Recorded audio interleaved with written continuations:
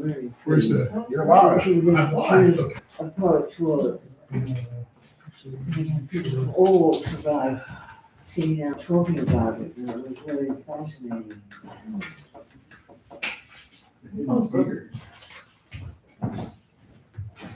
What can you do a mic check? How does that sound? Does that sound pretty good? Okay. Don't need much of one, but you know, a little bit helps.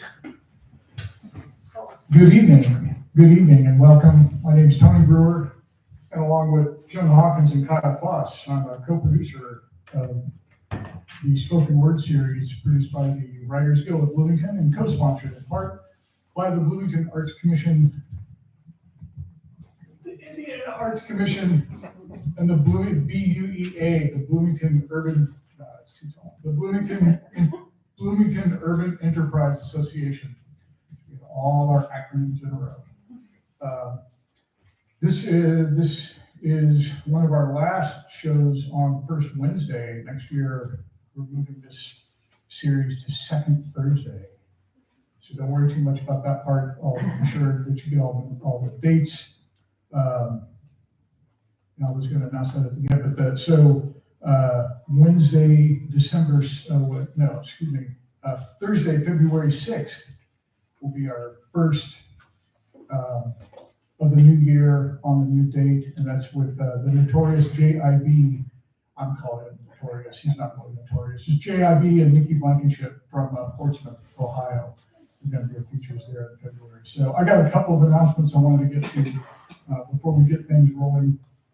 First, I'm super excited to have our features from Toledo, Carrie Troutman, Johnny McIntyre. I'm thrilled you guys could be here right up in Toledo at your venue anytime, Johnny. So thanks for returning the favor coming down. Also have, yes, clap it up. Also, our musical guest this evening, Kyle QUASS, who not only is running the live stream, is also the secretary of the Writers Guild of Bloomington, here for a little while longer. We're all on our way out. That's why we're all like, we're on our way out here. We're all at the end of our terms. So, and Julian Douglas, our musical guest this evening. We'll be hearing from them here shortly. So just a couple of announcements. Reminder of Third Sunday Write, which is if you're interested in receiving monthly prompts and having a friendly place to share your writing, email Shauna Ritter at shauna747@gmail.com to get invited to the private Facebook group called Third Sunday Write. It's not really a critique group. It's kind of a critique group. It's a little mysterious. I'm intrigued. I should join. And then a couple of events.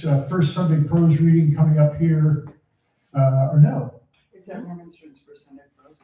Yeah. What's the date? It's December 3rd, I believe. The first Sunday in December 3rd. Oh. No, it should be this time. Yeah, it's James Dorr and Annette Oppenlaw. Yeah. That's right. Okay, yeah, I thought so. I had the date on here. So yeah, this Sunday, November 5th, at 3, featuring James Dorr and Annette Oppenlander, open mic to follow, and that's at Morgenstern's over on the east side. Then coming up next Monday, back here at Backspace, Riley Short and our good friends Ortet as part of the Urban Deer Performance Series. Riley is an amazing musician, composer, spoken word poet. He's coming down from Chicago. We haven't played with Riley since, I had to look, it's either 2016 or 2017 at the Artifacts Guild, which is no longer, I don't know if you knew that, but they actually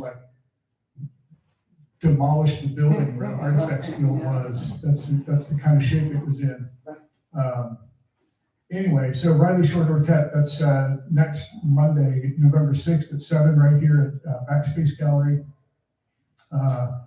The next Writers Guild monthly business meeting, if you're into our business, Saturday, November 18th at 3 o'clock, and that's at the Monroe County Public Library Room 2A, and we'll also be on Zoom. And then join us here next month on Wednesday, December 6th, right here at Backspace. We're doing a tribute to poet Jenny Kander, who, if you've lived in Bloomington for any amount of time, you've heard Jenny on the radio, maybe you've heard her read or she invited me to read somewhere if you do any writing. She was just a stalwart of the Bloomington writing community. And so we're celebrating her. We're also doing a silent auction featuring books and artwork and music by Jason Fickle. A bunch of poets are going to read as well. Eric Rinsberger, Peggy Squires, Tony Matthew, Doris Lynch, Sean Ritter, and at least a couple more. Tom Tokarski. Tom Tokarski. Yeah. And Kingston? Roger Fingston. Yeah. Roger Fingston, yeah. So that's going to be a great, huge, big old show. And you won't want to miss it. I think that's it for me. So let's get into some music first. I think Kyle and Julian are going to play a little bit, and then we'll have our first feature, guys.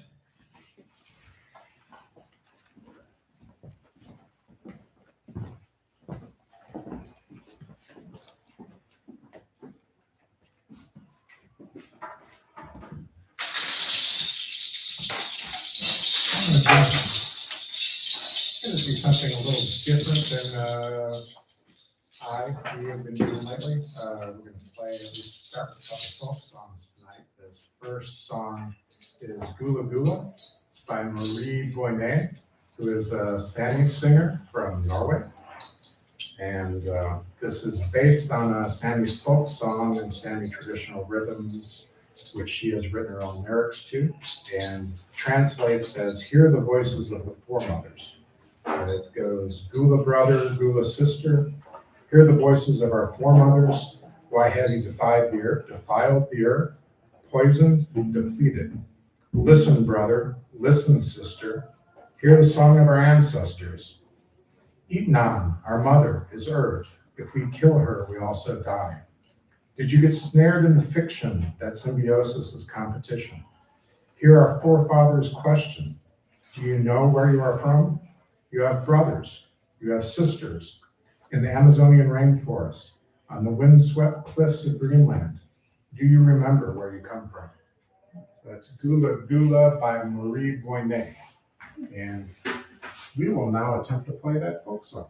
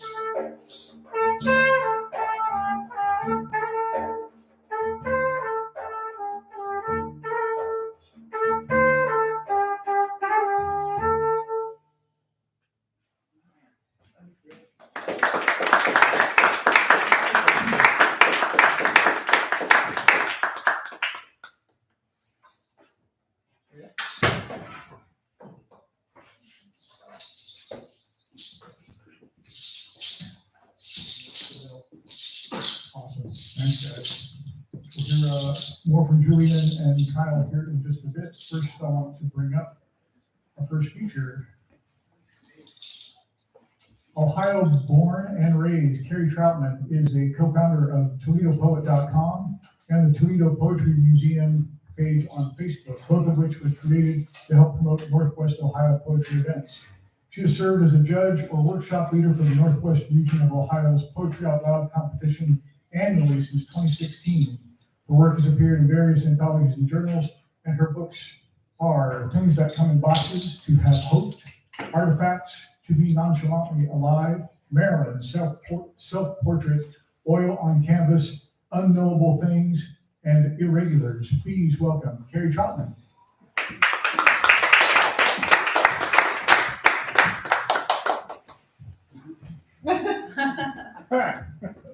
Going down.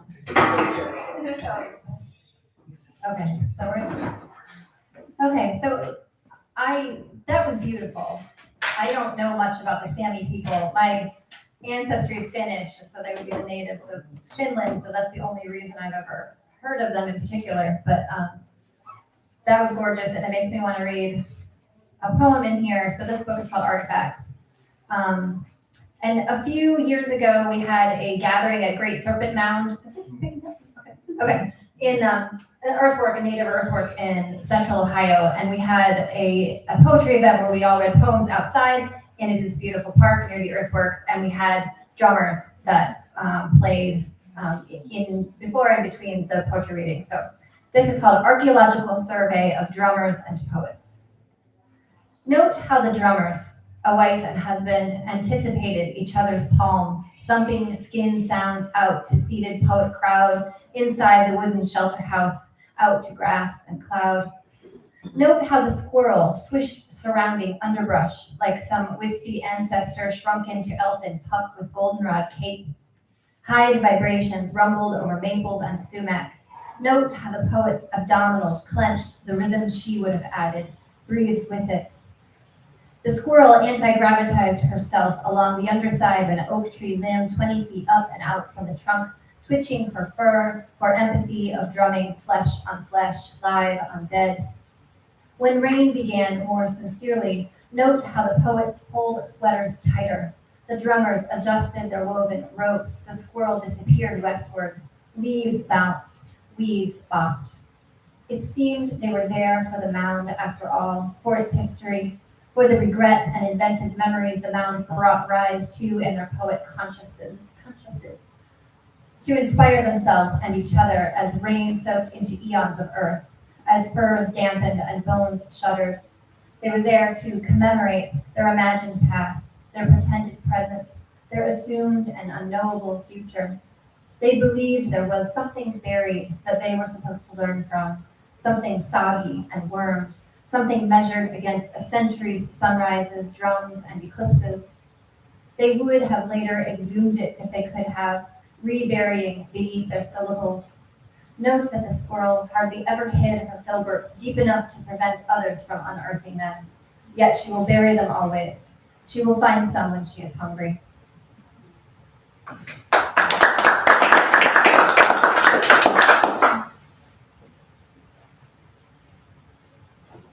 Archaeological survey of an unfulfilled dramatic prodigy.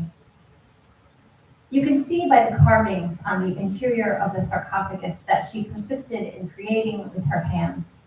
Nervous habit, really. Note the lack of fingernails, the hair twirled into anxious whirls.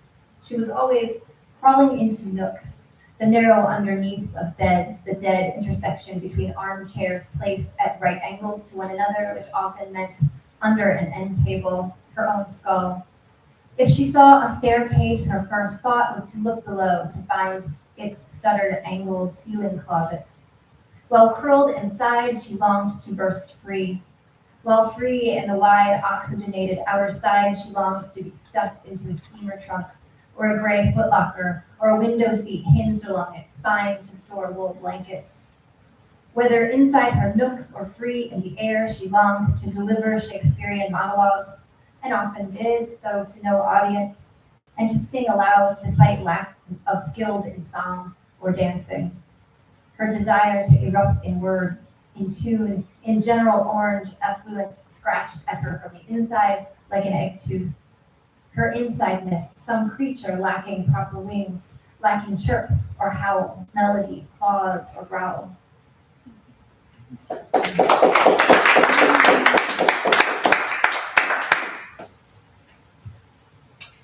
So on Friday, my husband and I are headed to New York City, so I wanted to read a New York poem. This is called Coney Island. The kids wouldn't hear that the water was too cold to swim, not when it was their first glimpse of a suggestion of this old ocean, not when hundreds others flopped, soaked bodies, waves to sand to waves.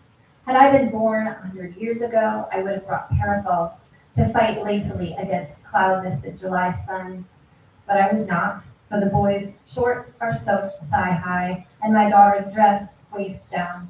Laughter, gulls, pop music, loudspeakers, honking cars, and these ancient waves washing away the grit of a day in the city from our lungs, but with this decade's ruckus.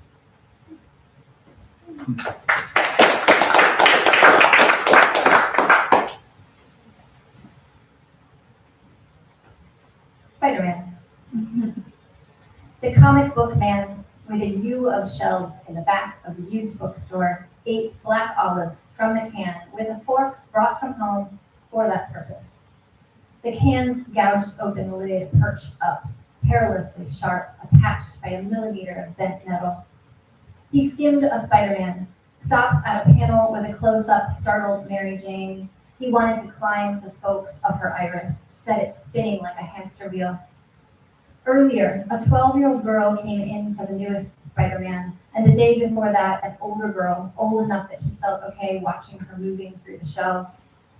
In high school, his sister tried to watch Superman with him. She asked why he lived in ice, said she didn't get it, said his room smelled like socks, Doritos, and Mom's Jergens lotion. The man ran a fingertip down the straight, stapled spine of a Batman, the hero's brow glaring at Catwoman's blackened burden of breasts, elongated thigh muscles outlined white on black. He knew how the ink would smell if he pressed his face to those pages. He hoped no more girls would bother him in the shop, assumed they had only come because of boyfriends or brothers, felt like he didn't have what they wanted, that they didn't know what they wanted, that there had been some mistake, that they should go. He chewed his last olive, chasing it with a swallow from a Pepsi can, sweet after salt, wishing the olives were stuffed with something.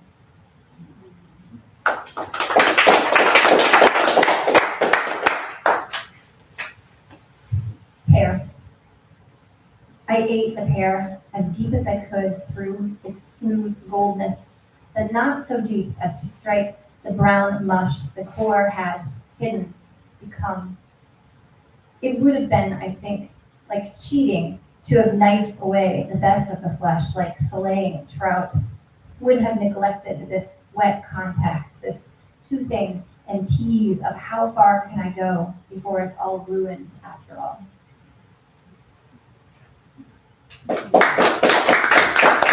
actually like an attempt at writing like a sexy poem, that's like the most sad, pathetic, sexy poem I've ever written.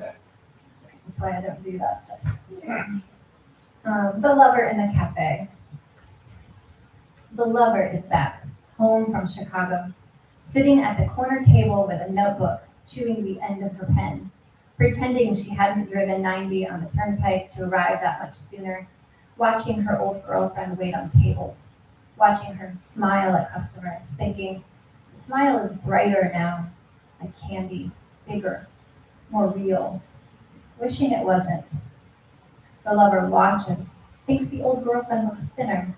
Same skirt, but it's looser, drapes on her hip bones as if to remind her they exist, remind her of cupping them, soft and tight in her palms. The lover thinks the old girlfriend's hair is shorter. Nice. Maybe someone asked her to cut it, smoothing it for her, tucking it behind her ears because it never stayed there, because hair never stays the way you need it to.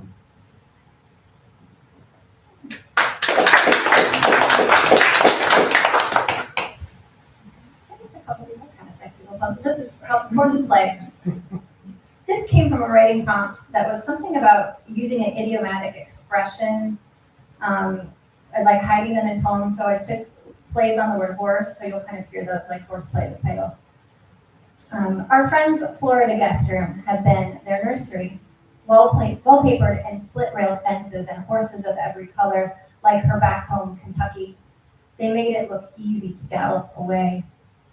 Day long, our friends led us to water, flies caught in hair, eyeing gators with sense to slink from airboats. We eat from shells like inlanders, wander Thomas Edison's summer home. Your legs stride further than mine, even when headed to the same place. 2 a.m., I straddle you like a hobby horse, shush, shush, rocking, slow, steady, friction enough, but avoiding bed frame creaks like the difference between an electric arc and a sinus rhythm. Horses leap fences in dark, manes moon-brushed in vertical blind stripes. I blink apology for not being newborn here in this grown-up featherbed, black eyes startled, staring, the way the Seminole must nightmare strings of plastic flamingo lights along patio overhangs and sequin bikini tops in the sea oats. One day, they will strip the wallpaper, the horse legs, and the Everglades runs will be over. Beachside daiquiri bars sparkle dark in no longer named hurricanes, and my thighs will cramp when I try to hold my weight high above you.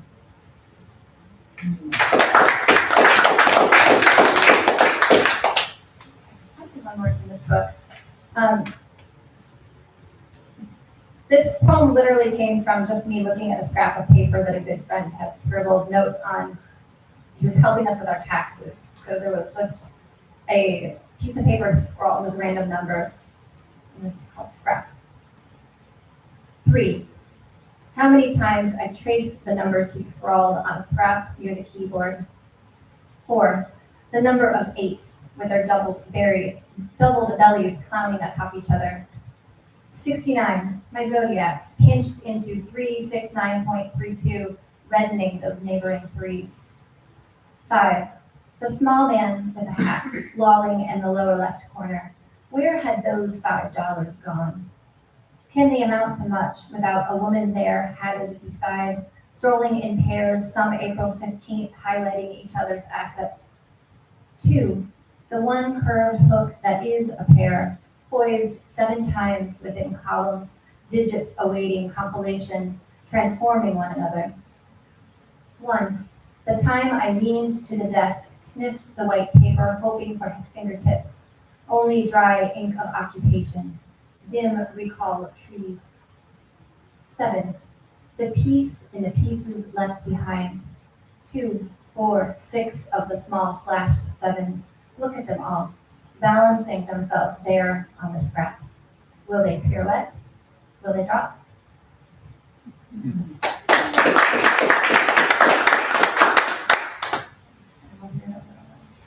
So I want to read something new to finish up, just because well, I'll only do 2 more. These are both November-y poems, so that's why I thought I'd grab them. Sorry. Take it back, I'll just do 1. This is the birth flower of birthdays in November is the chrysanthemum. So I kind of was playing the history, reading about chrysanthemums and their symbolism throughout various cultures and things. So this is chrysanthemum. Birth flower of November, layered souls. From Greek Christos, gold. Petals gilt long before wedding rings or leprechaun luck.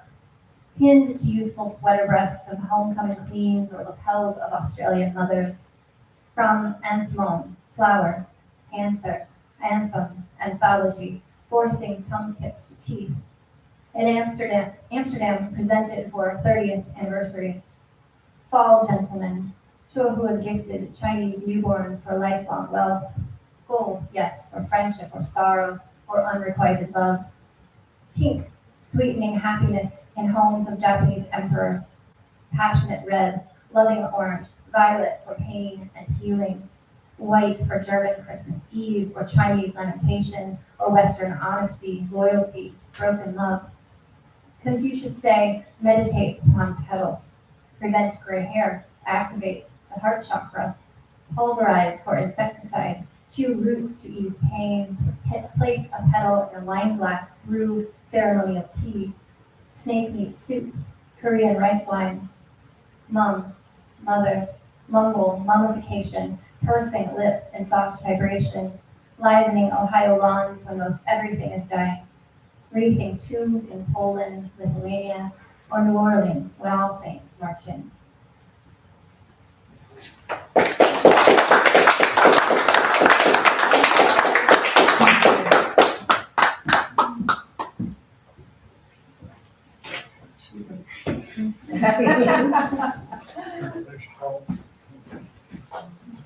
All right, thank you, Gary. Let's have another round of applause for Carrie Carpenter. Carrie has a bunch of books for sale out of the next room, as does John. So when we take a break, be sure and hit them up. I want to give these guys a proper introduction. Read your bio as well, if that's okay. We're going to have Kyle and Julian come back up. Kyle QUASS and Julian Douglas have been collaborating for 20 years. Across this time, they have performed in many different ensembles, co-led several bands, and worked on multiple recording projects. In the process, they have formed their own unique shared language, blending progressive jazz and contemporary world music. Releases on which they have collaborated include Kyle QUASS's Fractured and Julian Douglas's, make sure I get this right, is it Talafawa? Very good, Talafawa. Please welcome back Kyle QUASS, Julian Douglas.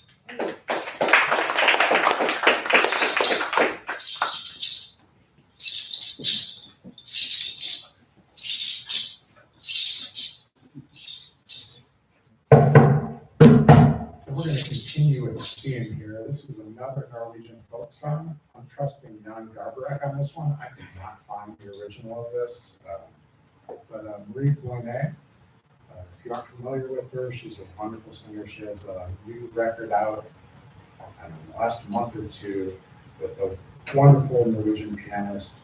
And I've only started to try to learn Norwegian. I'll probably butcher his name. I think it's Uge Wesseltoft. And Marie Blonnet, beautiful record, highly recommend it. And now we're going to try Sol Lal, which is a traditional Norwegian folk song, according to Jan Garbarek.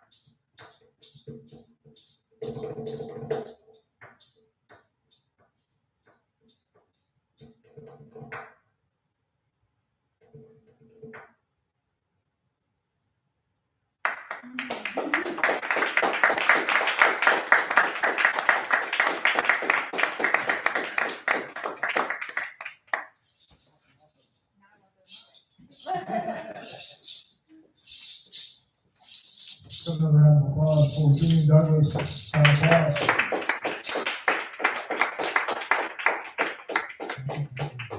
That sounds real great.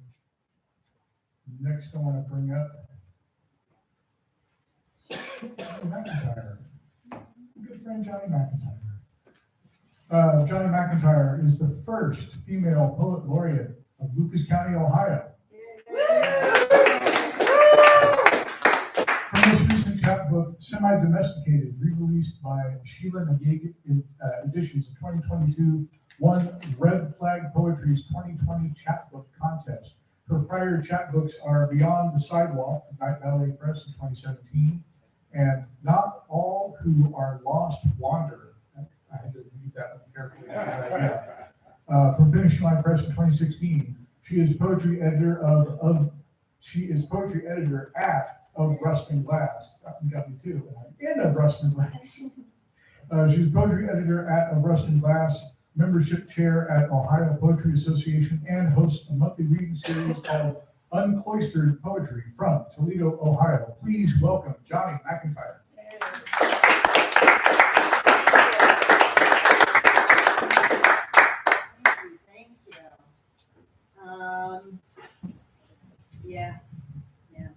There's that issue. Thank you so much. So I am in Toledo, Ohio, and I just want you to know you're all welcome to visit Toledo, Ohio. Please come read with us. It's a wonderful area. Lucas County is wonderful, but Toledo's the biggest, the hot spot in there. Carrie had a poem about pears. So I thought we're getting kind of into the holiday season, and already, the treats are starting to roll in, the feeling for mulled wine and such like that. Okay, so this is called pear custard pie. In this custard pie, fresh pears drip from your grandmother's chin. The custard is a secret your great uncle sneaks from the midnight refrigerator while shushing an aging basset hound. The prep time takes generations, but only 40 minutes to cook. Your neighbor will have opinions about salt, but use the kosher, even if you aren't Jewish, because it dissolves slowly and patiently. This isn't the time to worry about flour. Use the regular, bleached even, who cares? What's important are the eggs, the milk, the pears. Use the ceramic bowl for the batter, the one saved for the noodles when chicken and noodles is made. Crack the eggs carefully. Some shell will get in. You can surround the eggs, never let them out of your sight. Think you handled them just perfectly, and still shards find their way in. Be patient. Pick them out where you find them. Use your hands to mix the batter. Feel the butter that you let sit out long past in-laws thought safe. Feel the way egg and vanilla, flour and milk all become the same liquid, but they keep their own sweetnesses, their own bitters. Use a fork to whip in some sugar. Keep at it. I spoonerismed them. Quick and sweet, like surprised kisses, like unexpected joy. Be especially careful with the pears, with anything that grows and so easily bruises. Remember how you and your cousins fought for favor and only found much later that nobody, after all, was really keeping score. Keep your knife sharp so as not to pull too much at the flesh. Arrange the pear slices in a 9-inch round pan, fanned out. Let some be thicker or more frail. Give each some space, but let them overlap. There is even more sweetness where they touch. You might think you know how each slice will cook, what their texture will be, but they take on the flavors around them. Remember how often your mother moved when she was young, state to state, but still with your father, who only lived in one house. How they formed that delicious complexity, so strangely alike after all. Pour the custard like your great-grandmother's quilt over the nestled pears. Oven, already warm at 350, will let them set. The custard and its fruit until golden as winter grace, kissed by summer vacation sun. Let it set for a second on the pot holder you made with the plastic loom that your aunt kept, even after all these years. Make a pot of coffee. Get out the deck of cards or Chinese checkers. Gather at a table. Sit. Savor.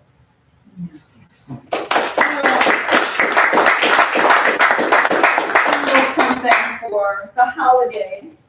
But of course, with the holidays, then you'll have your family, and they have some good, some bad with that, right? Okay. So here's a really a short one.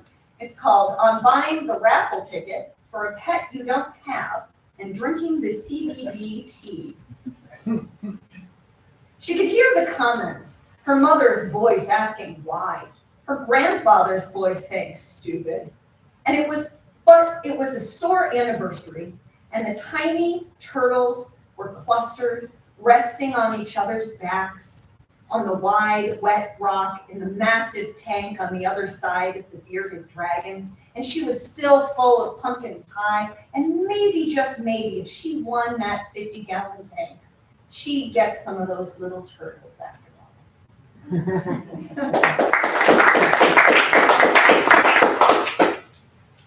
So this is a fairly, a much newer one, and so we'll just try it out here. We'll just try it. This is the first time I've read it out, so we'll see how this goes. Okay.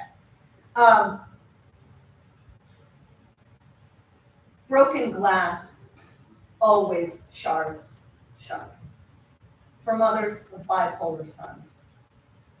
She walks the younger son in circles out of his mind and back into his own flat feet, tan couch, clock, tick, dry mouth. Remnants of morning's burnt toast as the older declares more distance, says they would never talk to either of you, if we just met on the street anyway. The older would never midnight call, conspiracy, or back of cop car cry out, hates the hassle of ugliness that pebbles. When it's dark enough, the colors red and blue are just more lights flashing like camera pops. As she reaches the younger son, frame bent around himself in structural collapse, found once more edging out of windows. His whole world a question of how to live like a normal person, how to know what real is, and who will be left if he returns.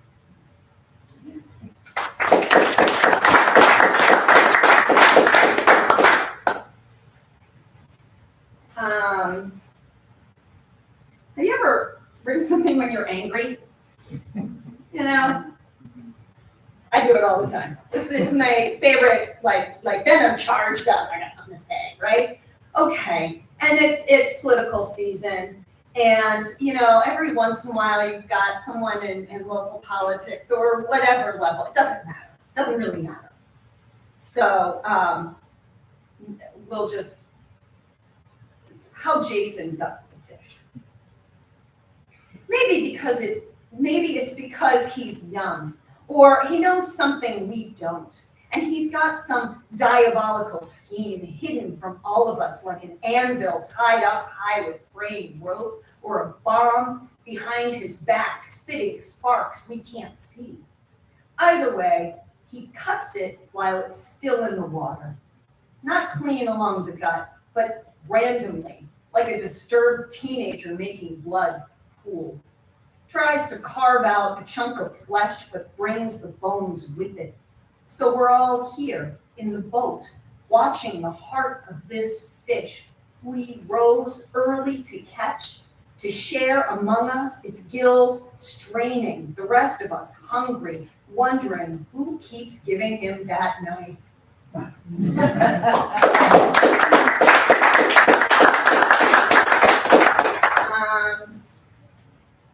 So we do have a book. I did a thing.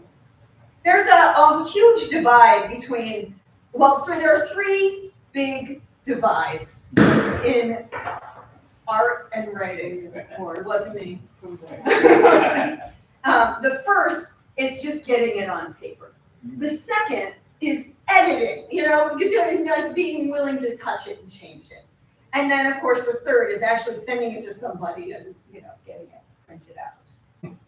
I'm not sure I'm good at any of these three, but every once in a while you get there, right? Okay. So, so this is semi-domesticated, and this is dedicated to pushy women and patient men and all the beasts in between. And I try to write love poems, but I'm not very good at it. My husband is very good at it. He's a very sweet person, very kind. And I'm me. So I try to write love poems. Here's a love poem. The devil loves arithmetic. My love, you should know that I have already calculated the life insurance if you died. Partial disability, your school loan dissolved, the extra closet space and shoes near the door, an extra hook for coats. And before you bristle, know this. It has nothing to do with your socks, perpetually scattered on the floor, or that water glass forever dirty and in the sink. It's just the math of it all. The ease with which lives translate to numbers, and numbers fit so tidy in boxes, and spreadsheets make stacking boxes easy. Watching early morning news, another bombing in a foreign land where bodies that aren't ours aren't counted. Followed by a school levy translated to cost per child, and call in to talk. Do you think it's worth paying more? I can hear you rising from bed to bath and slow downstairs, and I can't help myself. 6, 7, Board Creek 8, maybe 23 more until you reach me.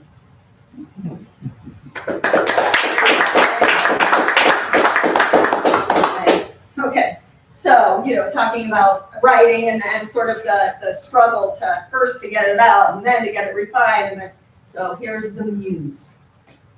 Oh, muse, I cannot keep dressing these wounds for you. You hand me a beer, say, sit down. The kids have just now shut up and maybe they sleep. Your palm is on the cushion of the couch. You goose me, then run off giggling. Hand me another beer. Tell me about some other woman who doesn't whine so much, skinny and smiling, looks just so, calls you back when you leave a message. For you, I am dirt in the air, a reason to spit. Oh, muse, I pickle my liver to bury it with you. I reach and catch the waist of your pants, pull, you giggle and swat at my hands. My fingers are the fattest meat hooks. Everything slips, and only sweat from the beer can makes stains on the paper.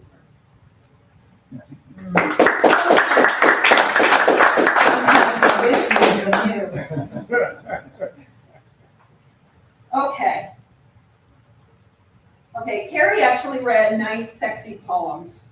Okay, and so we used to have, every once in a while, we had an erotic poetry reading, right? Okay. I don't know if you've ever tried to write an erotic poem and then actually went to a place where people were reading these, right? And one thing that bothered me about it was that it was like we were trying to see sex through a very specific lens. And it's wider than that. It's a, it's a 3D kind of thing.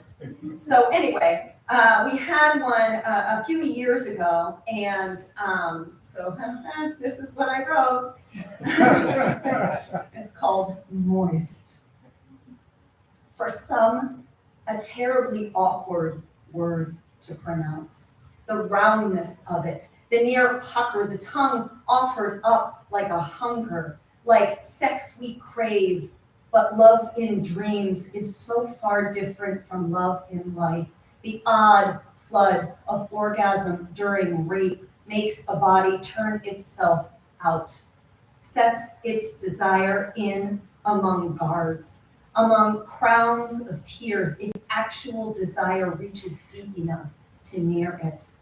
There, all of the battles rest, lining the vaginal wall, wanting tense release, wanting the round of a wet word, waiting, tongue hesitant for absolution of sins a body didn't commit, but sheltered, like someone else's pain.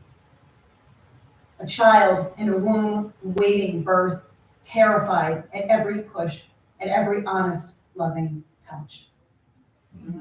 Yes, yes, that's my sex appeal. Oh, okay. And I do want to, okay, I have two more, all right?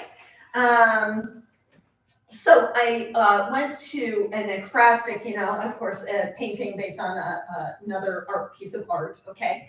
And this was visual art, and this was in Youngstown last year. And the art that I got was this, well, you're not going to see it very well, but it's a woman sort of clearly had some surgery, and she's got in her lap sort of plate with lemons, okay? And it was called When Life Hands You Lemons was the name of the composition there. And so, I have to read something to this. And so I thought, you think like, okay, I got to read it out, and the artist is going to be there. So how are we going to handle this? Well, I mean, it's clearly cancer. That's clearly what's happening here. So might as well tell a joke. So this is, make mine a lemon zinger. 1, it started like a seed waiting to sprout, hard and hidden just under the dusting of my skin. Turns out, tits make great soil. 2, we tried once with a real lemon seed. Rinsed it off, thumbed it down into a pot of soil, watched it grow. But it was that expensive stuff from the small bag, the kind with fertilizer in it. Too much nitrogen, not enough phosphorus. All our lemons grew thick-skinned. 3, the challenge is not picking at your wounds and not poking at each other. Whole families never heal for fussing. I tell the kids to settle up now. Say your sorries and your fuck yous and get on with it. 4, my body is a topographic map just getting redrawn. Where 2 lonely hillocks stood and eventually fell, long, rough ridgelines have taken their place. I tell the nurses to call me Missionary Ridge. The kids say, Mom, be serious. So now I have them call me Cumberland Gap. 5, my grandson tells me 70 years with bodacious tatas ain't too bad. He says I should get falsies put in. Stage 4 still got room for a pair of D cups, Graham. And wouldn't you know, Medicare might cover it.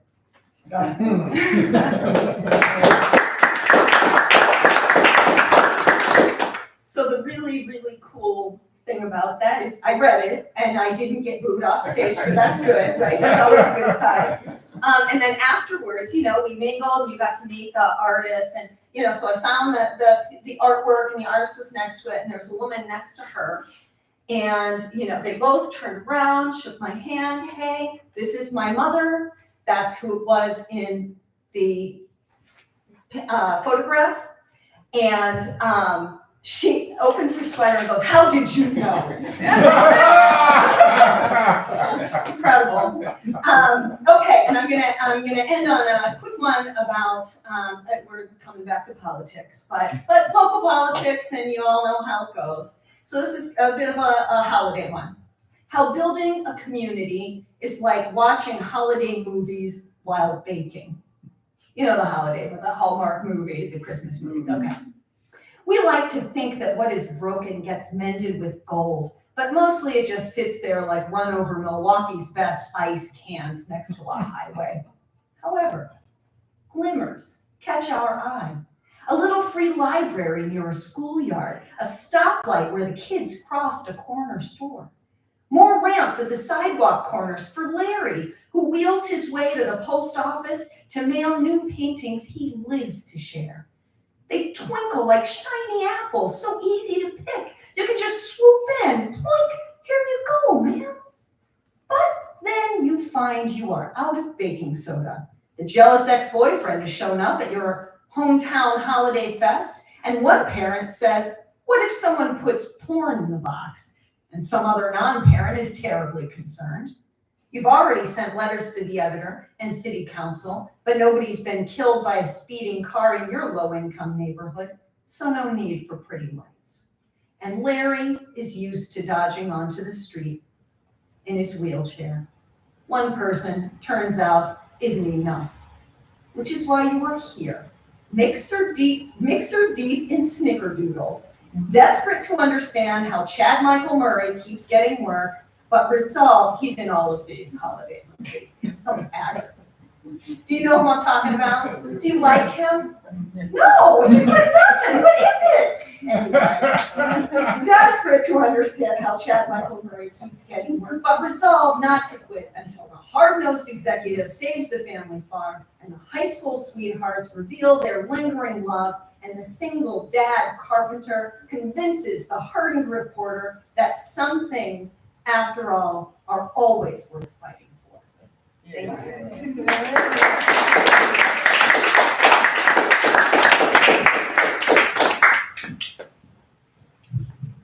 So, another big hand for Johnny McIntyre. Well, where are you, Lucas County? How long is your tenure? They're stuck with me for another 2 years. Oh my God. Suckers. Fantastic. Well, congratulations. Thank you. Yeah, definitely. Good choice. Can you get a statue? A what? Can you get a statue? No, I mean, we should do that, yeah, why not? Yeah. I mean, I could make one out of macaroni or something, we could do that. That could be part of your thing. It's like, Yeah, I could, I gotta get the Lori right needs a grant. statue. Yeah. What's it? I'm not leaving until I get a statue. Oh, geez. That's how you do it. Let's have Kyle and Julian come back up and play another number, and then we'll take a little break, all right? Thank you so much. Oh, actually, before you get up there, I could say this before the break too, but there's a sign-up sheet up here on this front chair. If you're interested in the open mic, please sign up. There'll be an open mic after the break.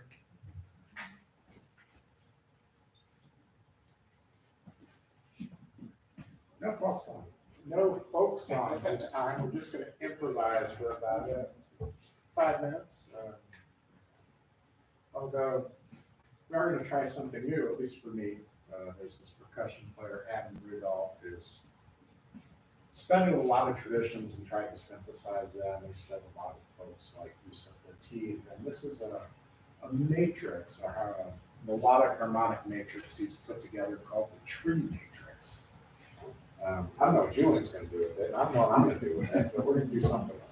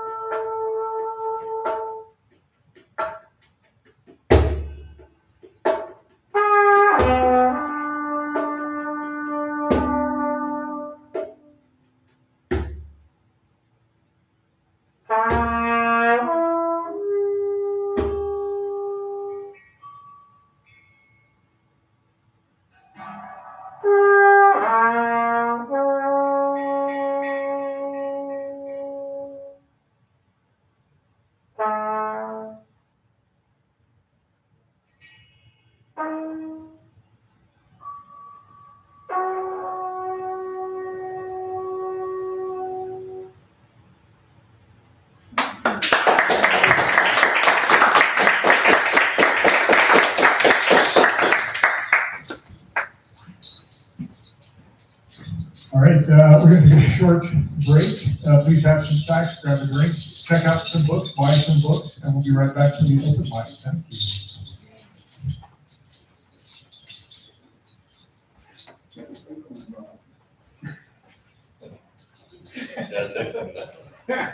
You can leave your acorns on.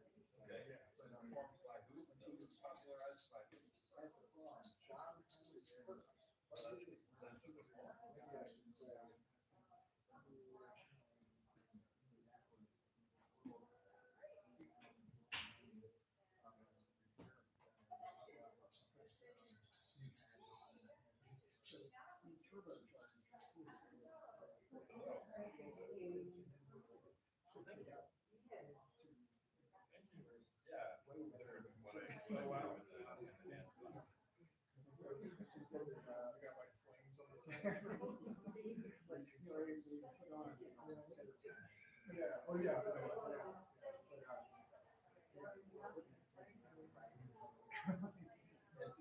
It's taken me a while. Like what's appropriate.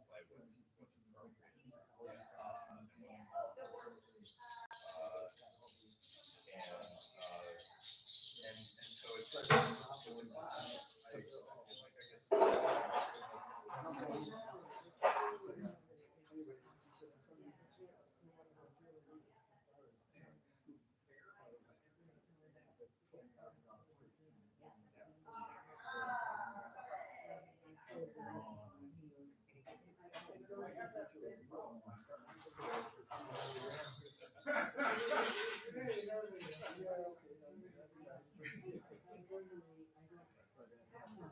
When I go to the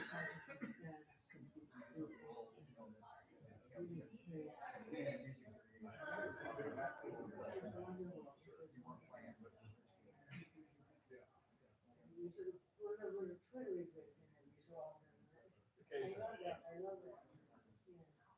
yeah, it's also, it's an interesting challenge trying to find a way to be artful, understated, out of the way, supportive of the experience, but also artful. So I like to play with kind of those kinds of boundaries sometimes, just because I think we can be better in situations like this. Well, you know, succeed, it's just your joy. Thank you very much. I love your mix, I have something I heard you play Nicole.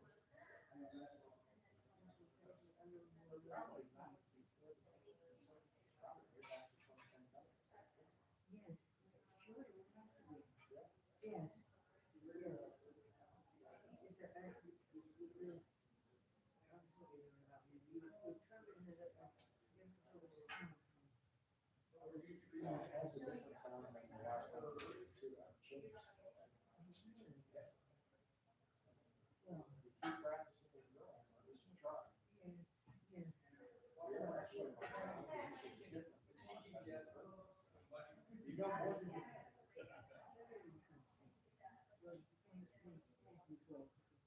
Thank you. If I stack a board, you get a hand with the, you got it.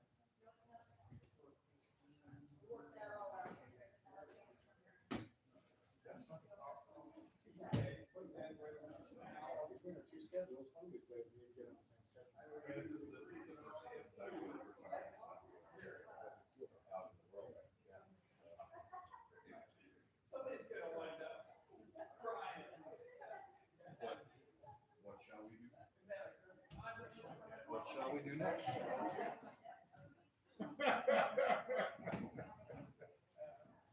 Is this really the first time we played duets? Yes. Ever? So, yeah, I mean, we did, trios back with, back in the day with Jeff and Well, you never actually performed. I mean, We played one. but I think there's always been this question about whether or not we could pull it off.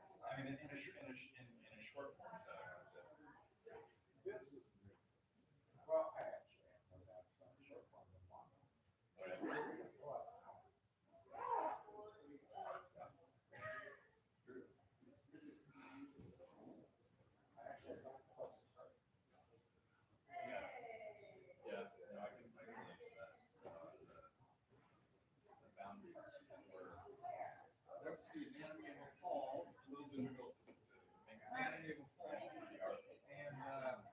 suppose it's a well, harder to. I mean, now the total flower moon is just struggling. Kept growing up. Sure. Yeah, basically. It's such a great story. It's like, I was studying like that. It's totally against the time.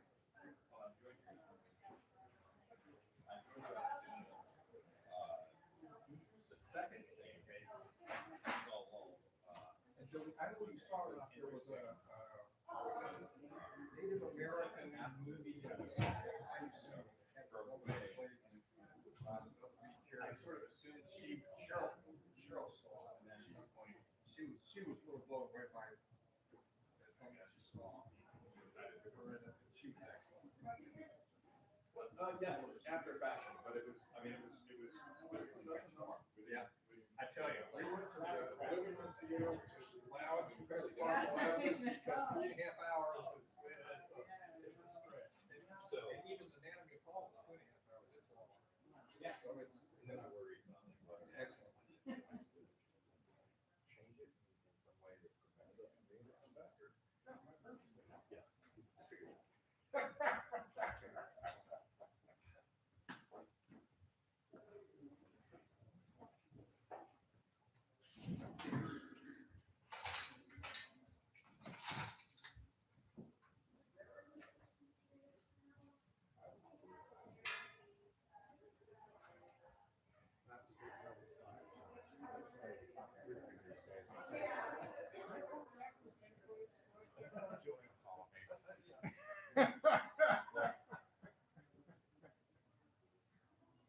That was interesting how confined that was.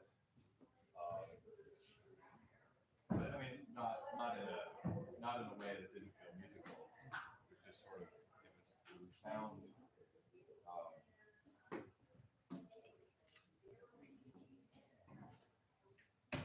In a way that we usually don't accept. We just don't typically play that. But it was nice. It was really,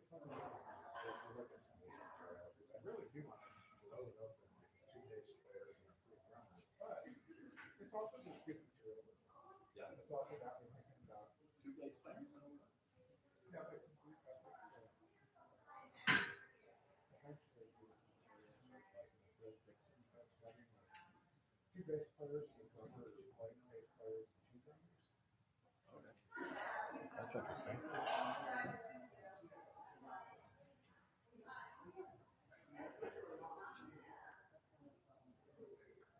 But it doesn't necessarily have to just be like that. There's still material and it's fun to play.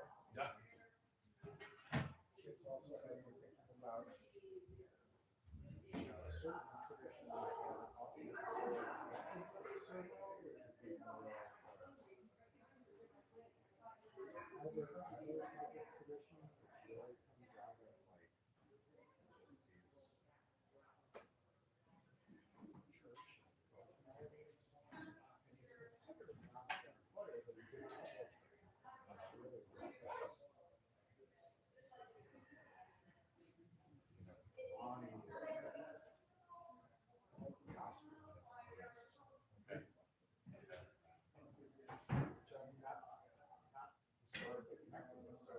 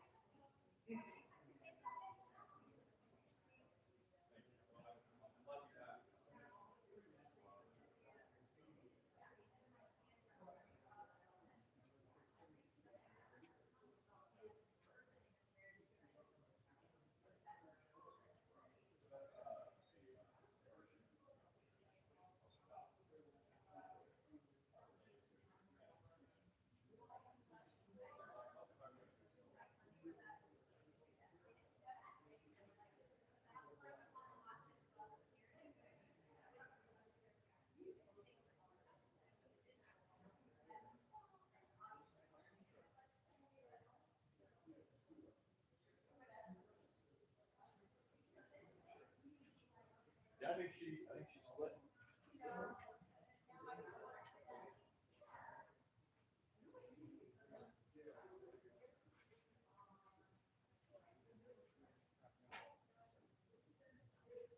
you. My pleasure.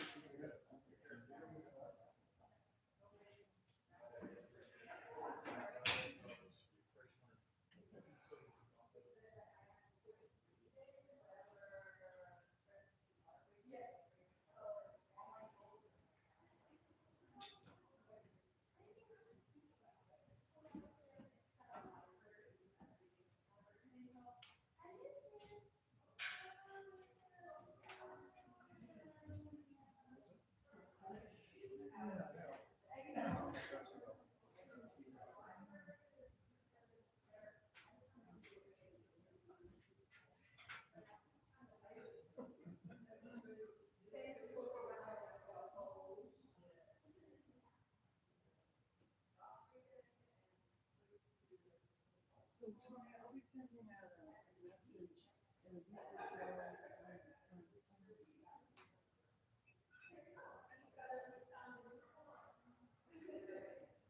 so. I think it's Ross and have a message.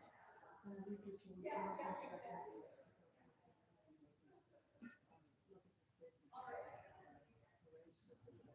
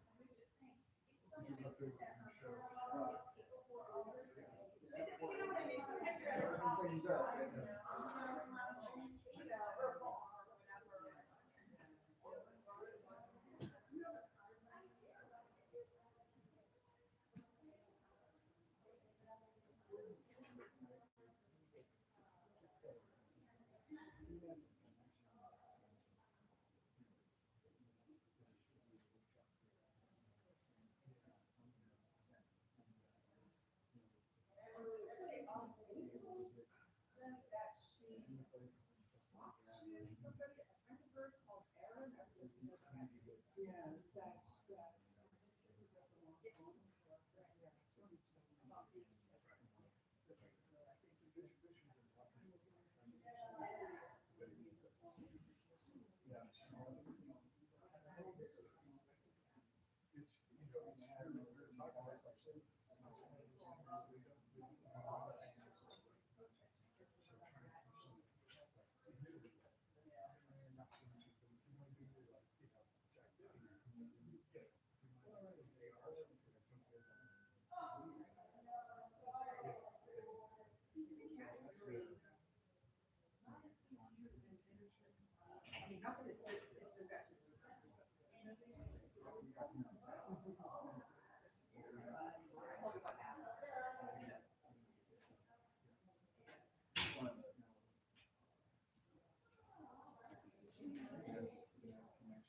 he was doing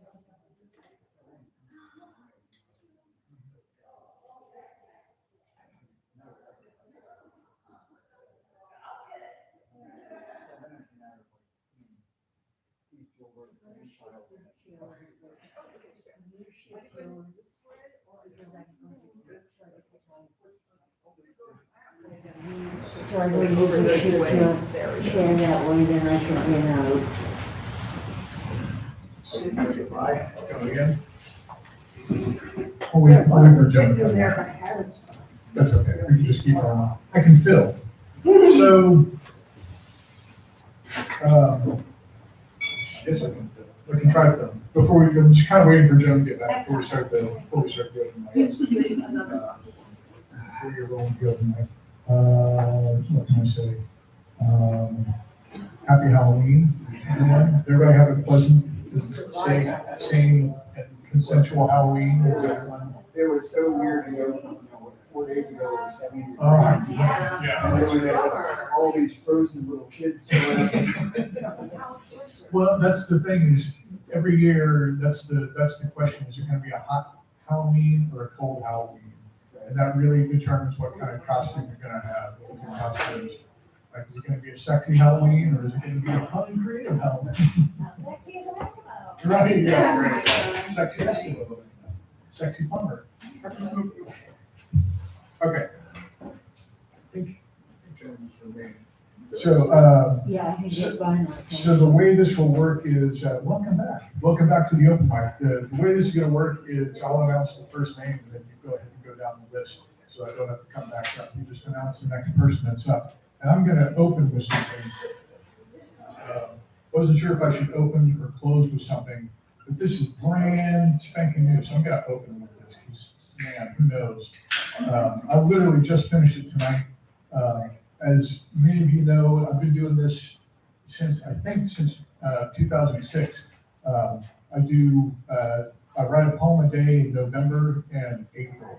I've always done NaNoWriMo with my novel writing friends, but instead of writing, 3,000 words a day or whatever, I've been writing a poem a day in November. And then I started doing it in April. It's like it's National Poetry Month. That's when you're supposed to do it. So this is it's November 1st already. So here's the first one for November. And I don't have a title yet, but I've jotted down, I love your costume, or who are you supposed to be? Candy thieves emptied my porch cauldron October 31st, 2020. Hadn't left my house in 2 days except to buy bags of bullshit Hershey's, the ethically and gastronomically worst chocolate outside of an Aztec death ritual. We are still being carefully distant. We were still being carefully distant then. I peeked through blinds at empty streets. I lived just over the hill from higher property taxes, and trick-or-treaters are exceptions. I welcomed them in costume, a special moment to relive childhood through my adult eyes. That first year of COVID, I was another home to hit, another sucker hidden away with all my goodies on display. Some suggested I just had a lot of children that night, but I know what happens, and some are told to take all they can.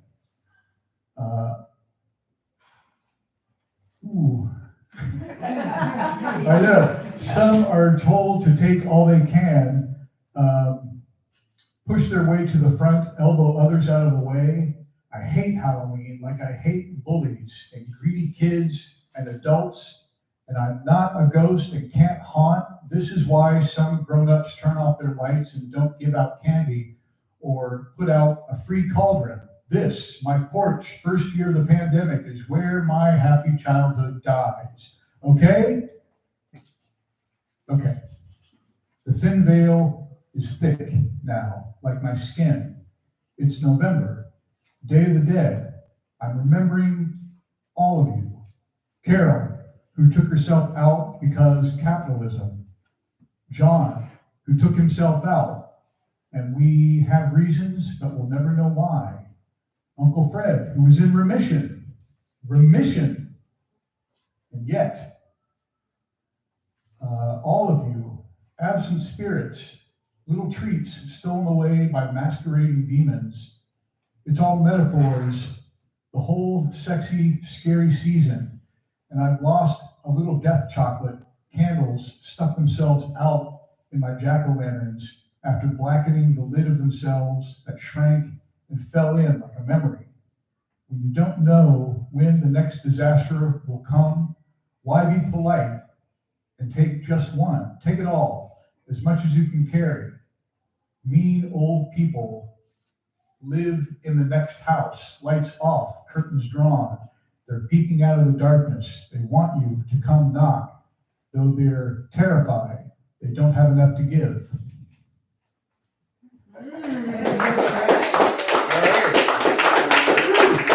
Glad that's over. So, welcome to November. First up, Tony and Matthew. I'm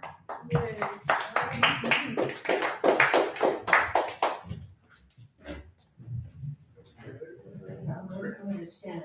Okay. Thank you. Is that good? Yeah, I'm gonna stand.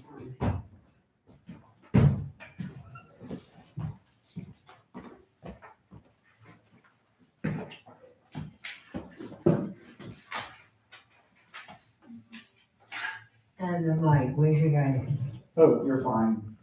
You can hear me? Yeah. Yeah. Okay, well, I'll make my usual introduction, which is if I leave before everybody's read, it's because the access bus comes and picks me up and I have to take it. Understood. This is a personal rant. I'm going to try to read it fast since that's what rants are like. It's called There Are Days. My inbox is full of pleadings, demands, outrage, urgings. Some I spam, some I delete, others I starve for future readings. For many, I sign their petitions or add a remark to a form letter, even write my own. If the situation is desperate enough, I force myself to make a phone call. But these days, I can't donate, and anyway, I'm overwhelmed by the amount, almost demanded. What do you think I am? I shout at the screen, a multimillionaire, forgetting that like the begging letters daily clogging my mailbox addressed to Dear Antonia, they are not personal. The writers don't know or visualize me. It is all computer generated, like a hunter firing scatter shot, randomly hoping to hit the mark. Some are from causes I've never supported, some from ones I have, but my meager gifts are swallowed up by paper and stamp costs because of constant mailings. And now, today, and so many todays, is added to one ongoing war, another, with always the overwhelming one wounding and killing of civilians, the destruction of homes, stores, hospitals, schools, the lack of water, food, medicines. I can't listen to the news.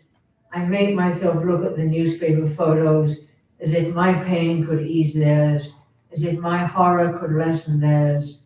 For lack of anything else to do, I email the president, my legislators saying, start talking about peace, say that nations' boundaries are inviolate, ask yourself, how many wars will it take to convince war solves nothing? Many spiritual leaders call for times of silence, to hold all the destruction in our hearts as a way to cease, to heal the conflict. I'm a child of World War II, and in my old age, I look back on continuous wars. Korea, the Near East, Kenya, Vietnam, the Near East, Afghanistan, Iraq, Ukraine, and I wonder and shake my head. And there are days when all I can offer is, this day I fed the birds.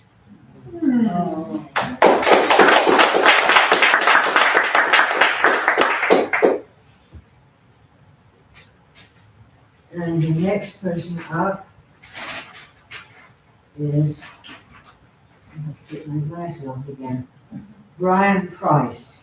If I can get one of those, putting this down. Yep. Thank you. Good. Except you gotta rewind yourself. Okay, remind me not to, put my name after Antonio. That's a really hard act to follow. We all feel that way.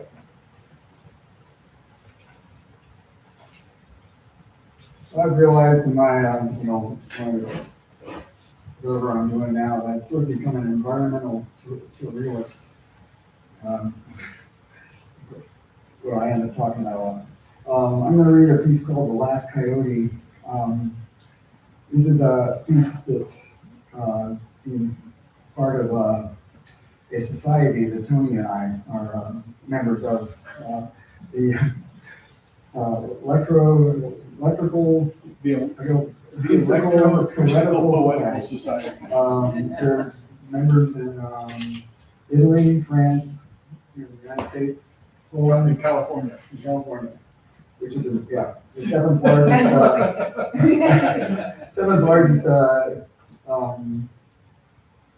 economy in the world is California. Anyway, a coyote, the last coyote, crosses a field. You want to follow. You want to give the coyote advice because, we all know that if the coyote goes, you're next. You'll say, take care of yourself, coyote. Don't drink out of puddles behind gas stations. Don't smoke them just because you've got them. Watch your weight, coyote. And watch what you eat. Get some rest. You'll say, the coyote cuts through some dead shrubs behind the deliveries only door of a franchise restaurant and checks the dumpsters. Then he checks his online profile. If you were the coyote, the last coyote, would you continue to pay your dues?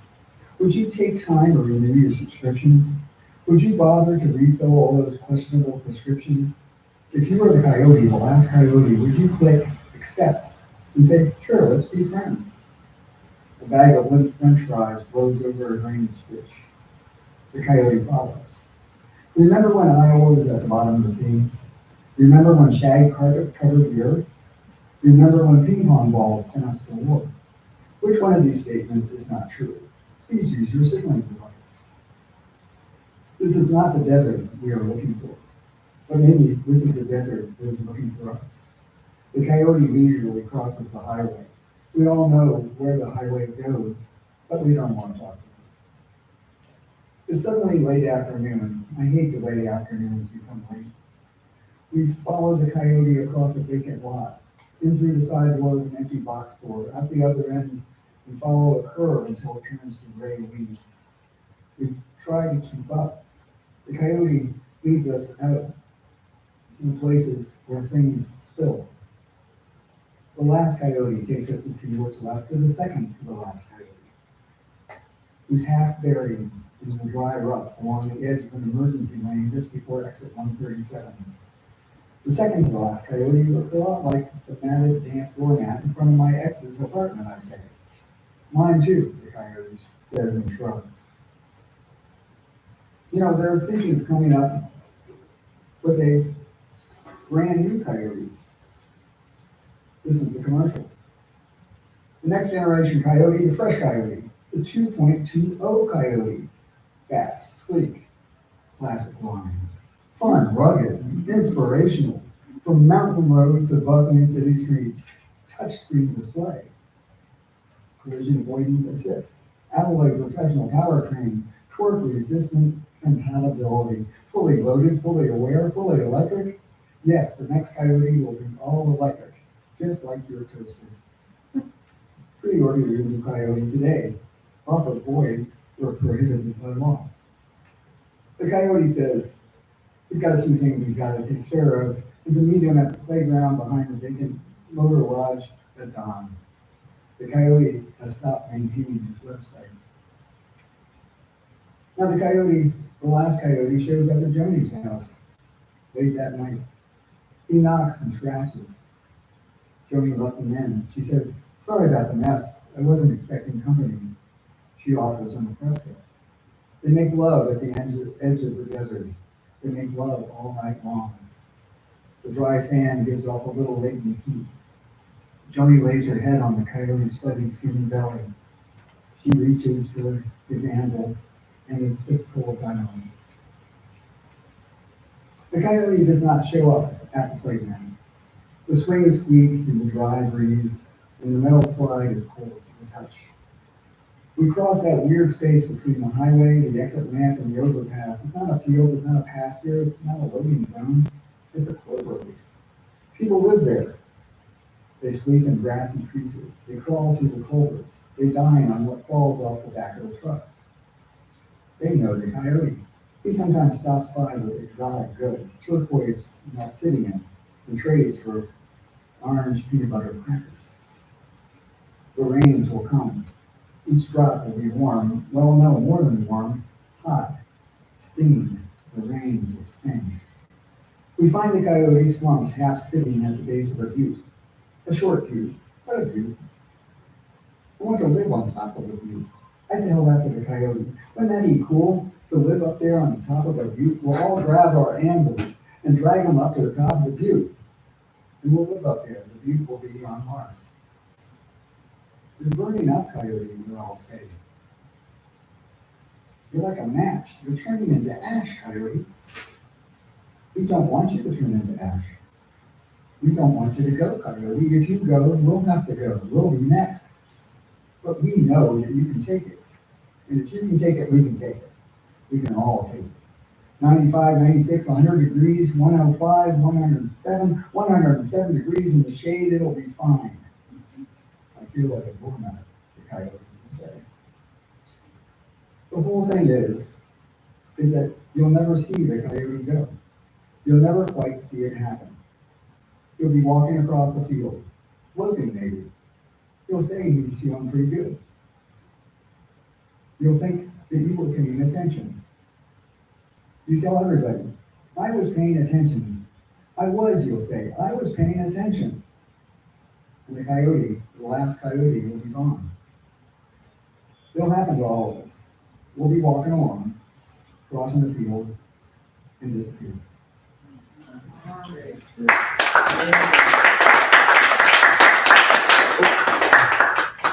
Terry, this one. Is that high enough for you? Yeah. I was gonna read a brutal, depressing poem, but instead I decided that I'll read a mathematical cooking poem. It's like inspired by an artificial intelligence accountant working on an old style adding machine who decides to write a poem. And it's called Crunching the Words. Fold poetry and insert into slot X. Turn crank to initiate applied mathematics on a poem. Addition and subtraction. Divided by some ferment. Multiplied by some needed kneading. I sense a magnificence rising, but fear a vast deflation in the dawning.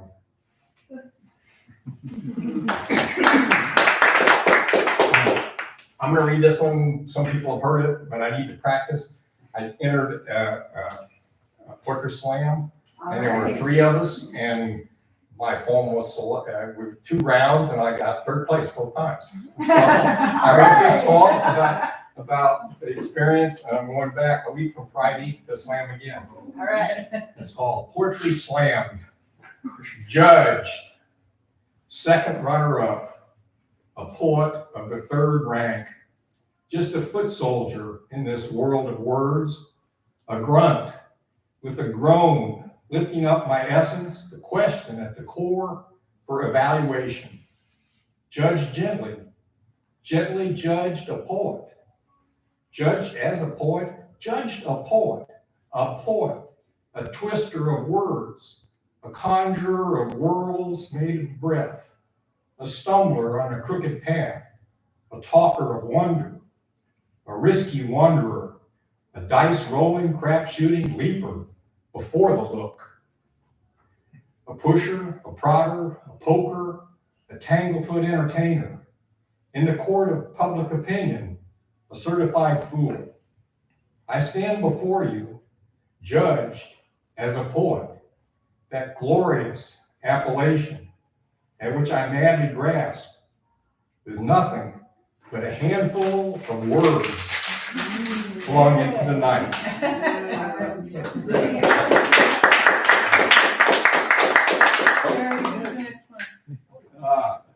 Romy.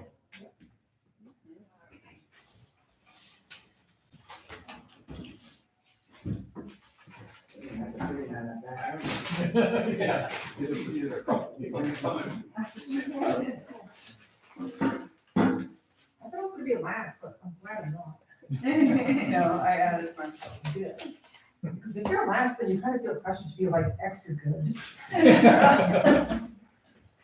No pressure. Okay. I'm gonna read 2 poems, and these are the usual 2 Thanksgiving poems that I read every November. So I think Joan and Jody have heard this a lot, but anyway, here goes. This one is called The Pardoning. The pardoned turkey will live on, unslaughtered, needlessly plump beneath its multicolored ruffle of proud feathers. Its engorged neck a thermometer of its prolonged existence. It evaded enshrinement upon a silver platter, like an unshriven pilgrim. Thanksgiving glory, screeching sacrifice, monument of American plenitude. What will it do after pardoning? Squawk and hobble away down Facebook news feeds into blissful oblivion. Merge with the other unnamed turkeys of presidential pardoning.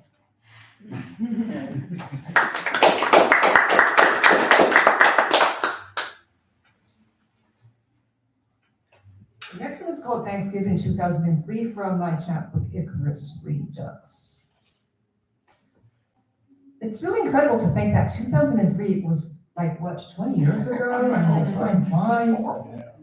And it seems like things haven't changed in terms of the US foreign policy in the Middle East. In fact, it's gotten worse. So these are the good old days when it wasn't as bad as it is today. Thanksgiving 2003. Wade through panoramic multiplex. Thickly cinematic and extra large wool underwear and slick outerwear. Treacherous circumnavigation. Disheveled mothers bulge sweatshirts and Victoria's Secret panty lines.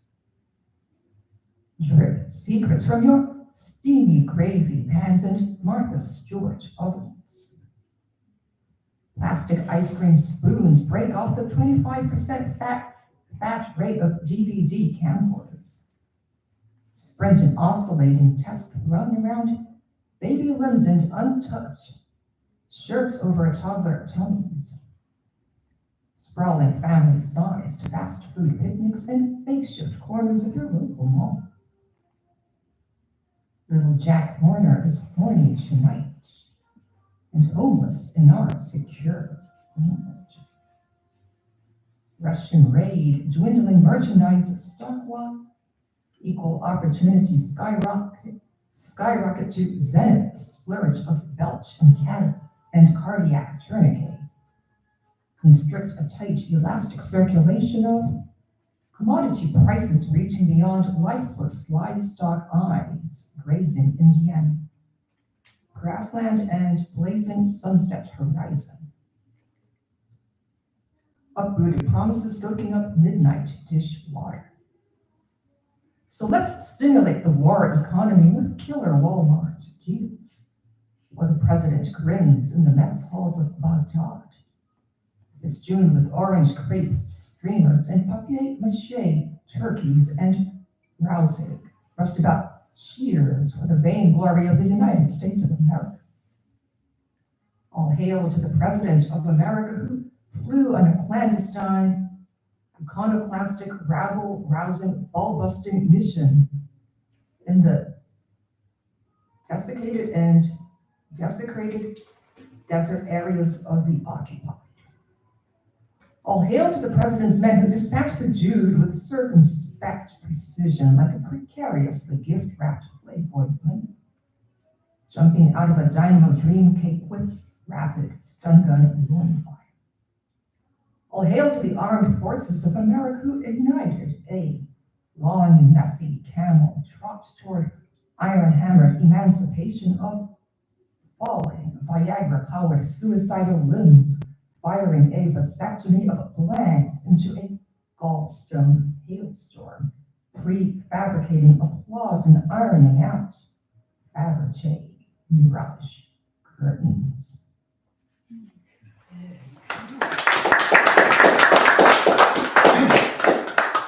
It's really hard to see this because the font is small. I insist on reading from this. All right, next up is Joan Hawkins.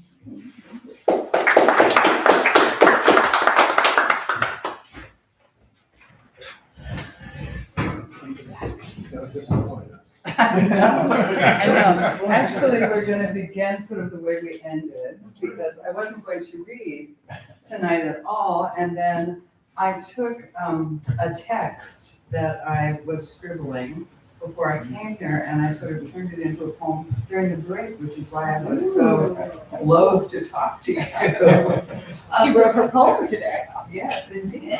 job. And so, and mine is in even less neat form than yours. So this came about because today's my mom's birthday. My mom has been dead now for quite a while. She died in 2005. And my cousins, my two cousins, who loved her very, very, very dearly, both contacted me today to say, thinking of you and thinking of your mom. And one of my cousins said, thinking of your mom today. And then he said the family was on a texting thread and asked about Teresa's background and nationality. No one came up with an answer. Can you shed any light? So I sent him a text and then tried to turn it into the first draft of a poem. Her father was born in Germany. Trained as a cobbler, he fled the forever wars of Kaiser Wilhelm on the eve of World War I, stowing away on some freighter, stealing kitchen leftovers for his meals, seafaring German, soon to be an American hobo. A draft dodger, I used to taunt Mom in the perennial generation gap arguments of 1968, just to see her bristle. It was different then, my mother said, harder. My mother's mother was born in the part of Austria-Hungary that later became Hungary. Trained as a governess, left for North America as an indentured servant / nanny. My mom's teaching children to form their letters, the slightest childish beginnings of a language she herself didn't know. No teenage jokes about grandma. She left everything at age 14, going to no certain future. I can't imagine what she was doing. I don't know where my mom's parents met, I tell my cousin. Just that enamored of her almond eyes and her long, thin fingers dipping in and out of strudel dough, my grandpa Nick worked extra jobs till he saved enough to buy out her contract. He married and went to South Dakota to homestead, knowing nothing of farming, but full of grit and determination and hard work. It's where Mom got her pluck and wit and grit, I tell my cousin. That and the exotic spelling of her name. Yeah.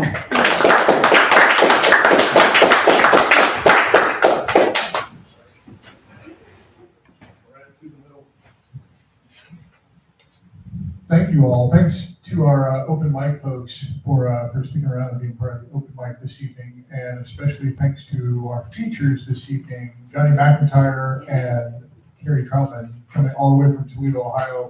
Thanks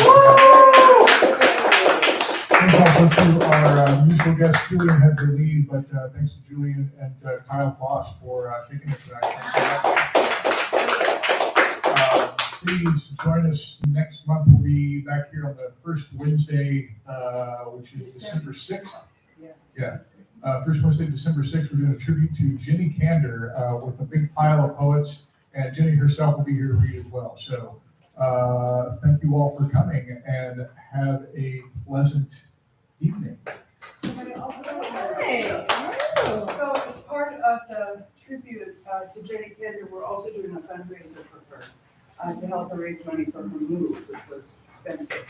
And so we're going to be sending out messages asking members of the Writers Guild to donate some books. I'm going to put together some grab bags of books that people can buy. You can buy a bag of books for $10, and we hope to raise some money for Jenny.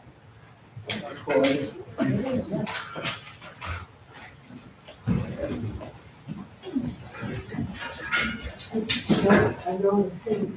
So it's murder of poets and a pile of poets, is that what it is? Yes. I like a